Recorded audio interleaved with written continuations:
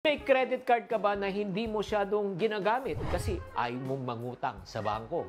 Ano kaya ang advantages ng pagkakaroon ng credit card at wala?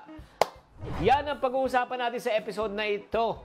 Ang unang advantage po ng pagkakaroon ng credit card is what we call as convenience. Siyempre naman, instead na magdala ka ng maraming cash, mas maganda na gumagamit kayo ng card na hindi nyo na kailangan pa magbitbit na maraming pera. Diba? At pangalawa, siyempre, meron tayong tinatawag na rewards, points, and cashback. Marami pong credit card nag-aalok na po ng ng cashback program.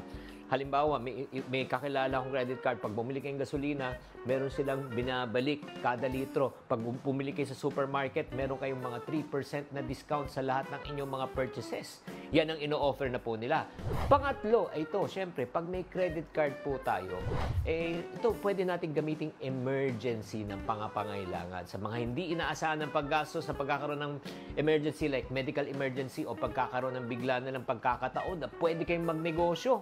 Diba? Na kailangan nyo talaga ng dagdag puhunan, pwede nyo gamitin ang inyong credit card. Pero, tatandaan ng credit card ay hindi po libreng pera. Meron po tayong responsibilidad. Kaya kung tayo po ay may credit card, kailangan matuto tayong magbayad. Paano tayo magbabayad? Mag-set ka ng budget on a monthly basis na kailangan po bayaran nyo po ang inyong credit card debt. Pangalawa po, pag tayo po ay may credit card, mas maganda bayaran na po na buo ang balanse para wala kayong babayaran na interest. Pangatlo, piliin po natin ang tamang credit card na tutugon po sa ating mga pangailangan. Pang-apat naman po, iwasan naman natin ang paggamit ng credit card na labis-labis na hindi mo naman kailangan. At syempre naman, pag tayo po ay gagamit ng credit card, tatanungin natin kung ito ba ay needs or ito ay wants. Sa panghalatan, ang pagkakaroon ng credit card ay maaring magdulot ng benepisyo kung tama po ang iyong paggamit.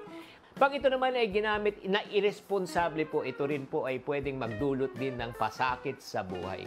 Kaya mahalaga na maging maingat at disiplinado sa paggamit ng credit card para maiwasan na magkaroon ng problema sa pagkakautang. Sana naman may napulot po kayo na aral sa araw na ito. Tatandaan, tamang karunungan, tamang disiplina po ang susi sa pagyaman.